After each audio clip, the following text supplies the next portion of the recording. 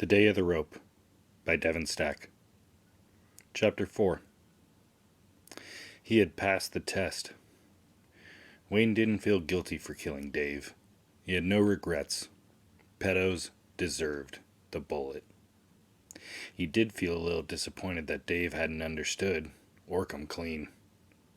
Not only had he not been able to convince his friend of several decades the absolute logic behind his new perspective on dealing with the enemy, but he had acted emotionally and killed Dave without truly confronting him. Not that he would have given Dave a chance to go redeem himself. No matter what their history was, that sick fuck had to go. It still bothered him, the way he had avoided confronting Dave about the vile things he had discovered about him. He wondered if maybe he'd acted out of weakness. It would have been so much better if he had been able to get Dave to understand why this was how things would have to be. Force him to confess and accept his fate. Get him to admit that, aside from the pure evil and the hypocrisy of his revolting behavior, actions that, in and of themselves, had earned him the bullet, that he also had put the movement in jeopardy. When Wayne had first found the photos on Dave's computer, he had certainly felt betrayed, but that feeling was imperceptible in comparison to the horror of the acts depicted in the images themselves. Once the shock had worn off, his body received an overdose of every panic-inducing hormone in existence. He realized what would happen to the movement if this were discovered. Worse yet, what if it had already been discovered, and Dave was being blackmailed by one, or all, of three-letter agencies? What if this was part of the plan to normalize pedos? Wayne would have to clean up this mess. His world had seemed like it was collapsing around him, but then he recalled the words of one of their more notorious enemies: "Never let a good crisis go to waste." Despite what David thought, Wayne was not abandoning his morals.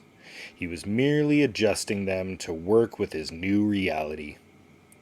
Moral men had to make difficult decisions in times of war. Perhaps that was why Dave had not understood.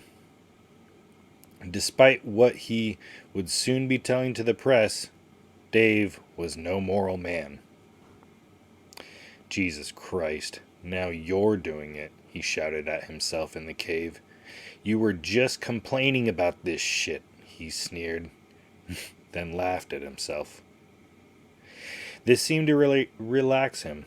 He listened as the echoes of his laughter softly expired and left him in the dark silence of the smoke-filled tunnel with Dave's corpse. Wayne decided there would be no moral crisis or second-guessing. Things were working out so far.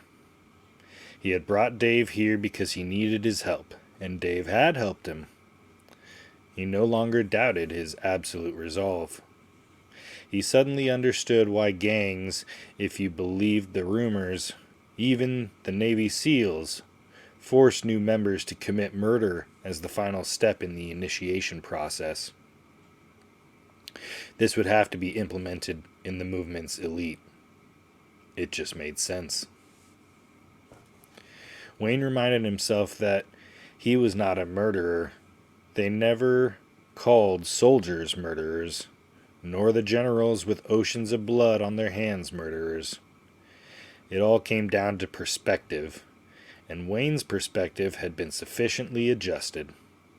He finally understood the evil of the enemy, the darkness that seemed so unbelievable at first, but there was a very good reason for that. This whole time, the enemy has been at war with us, he said out loud, as he began to lift Dave's body, and we've just been debating them. I think you would now agree, Dave, that the pen isn't always mightier than the sword. They aren't intellectually honest because for them, it has never been an intellectual pursuit. It has always been a war. It explained everything, really. It explained the actions of the ruling class, but also the hysteria of the minions. The useful idiots might not be consciously aware of what their masters were up to, but they absolutely understood that they were soldiers in a war, something that their opposition never understood, or they just didn't want to face. When Wayne had finally wrapped his head around all of this, everything else came into focus with a kind of clarity that disturbed him. At first, however, once the shock had worn off, he was embarrassed about being so naive for so long. All this time had been wasted trying to fight an infection with logic and reason. Speaking softly and reasonably to cancer as it corrupted his body limb by limb, asking it nicely to stop killing everything he loved. And now it might be too late. Had the true nature of the enemy been apparent when the infection was small and localized, the body would have easily survived its removal. The maddening thing was, there had been those who had sounded the alarm in the past and tried to warn the others. So many had seen this coming. Why had his ancestors not listened? Why had they not cut out the corrupt parts at the first signs of infection to ensure that the body would survive? It would have been much easier then. Now, he wasn't so sure.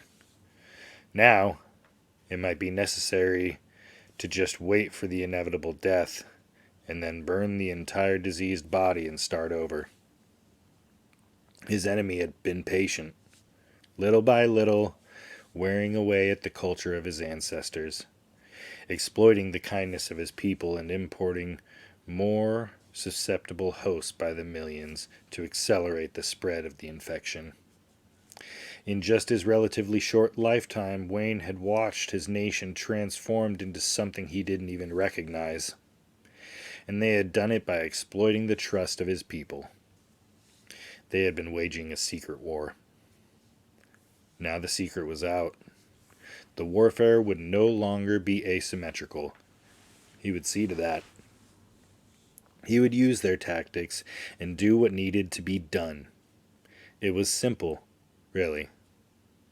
These tactics had been tried and proven all around the world. Over and over and over again, the ruling class had sent their agents into countries they wished to have under their rule.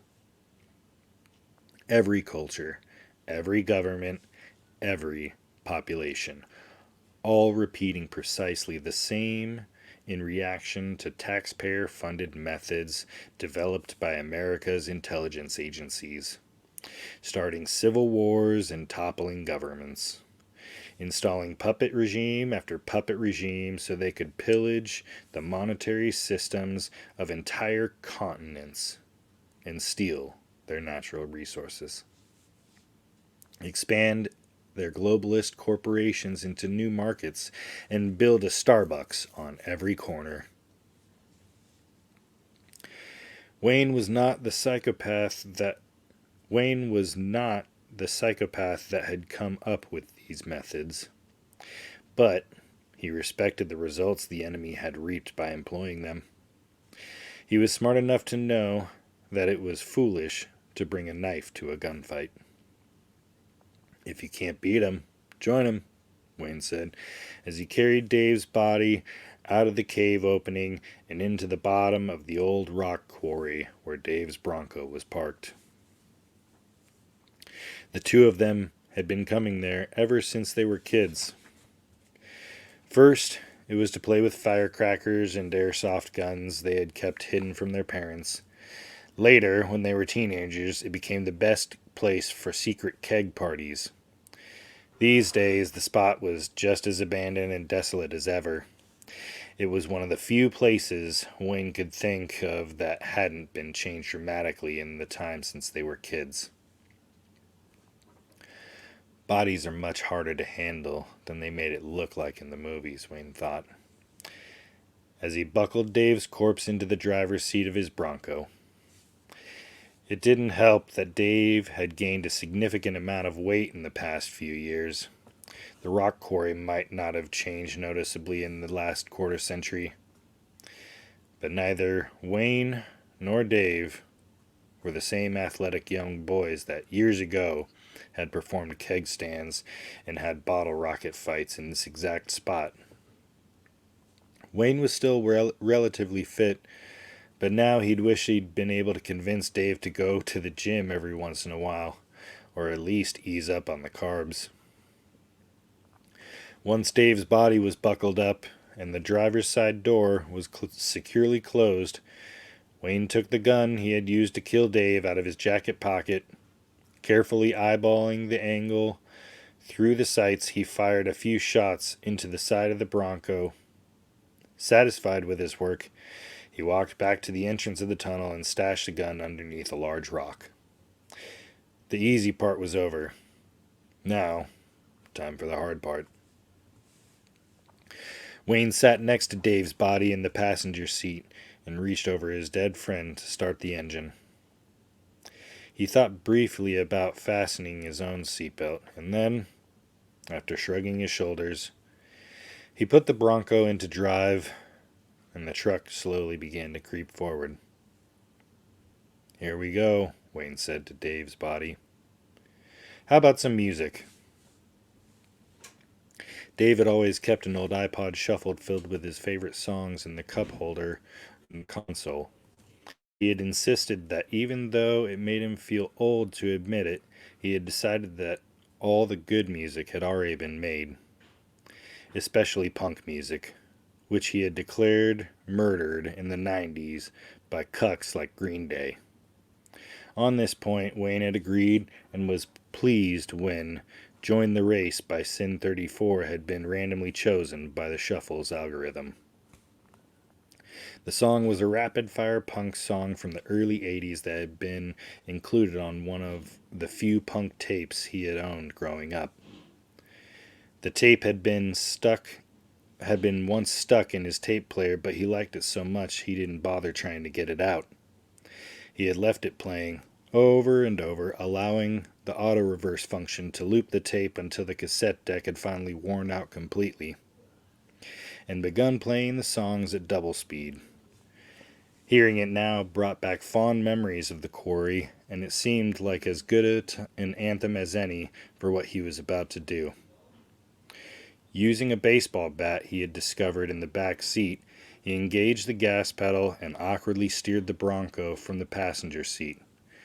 He drove up and out of the quarry onto the empty freeway that wound around the mountain. There was rarely any traffic on this road, except for maybe on Memorial Day weekend. Sometimes people from Roanoke get lost and wound up driving around aimlessly through these winding mountain roads while on their way to Virginia Beach. The coast was clear. Wayne punched the gas pedal with the baseball bat in his left hand and accelerated down the road. Once the old Ford reached 65 miles an hour, he engaged cruise control and threw the bat into the back seat. Taking a deep breath, he turned up the volume of the stereo until all he could hear was the aggressive guitar riffs of the 80s punk rock song whose lyrics he had never been able to fully decipher. About 10 miles down the road, the Bronco swerved erratically and flipped over on its side. The inertia sent sparks flying, not unlike an enormous bottle rocket, as it skid across the pavement at 65 miles per hour. Then, after sliding across the opposing lane and destroying most of the guard railing along the shoulder, the disintegrating Bronco slid off the road entirely and traveled end over end down the mountain in a cascade of tumbling pieces of metal and glass. End of Chapter 4.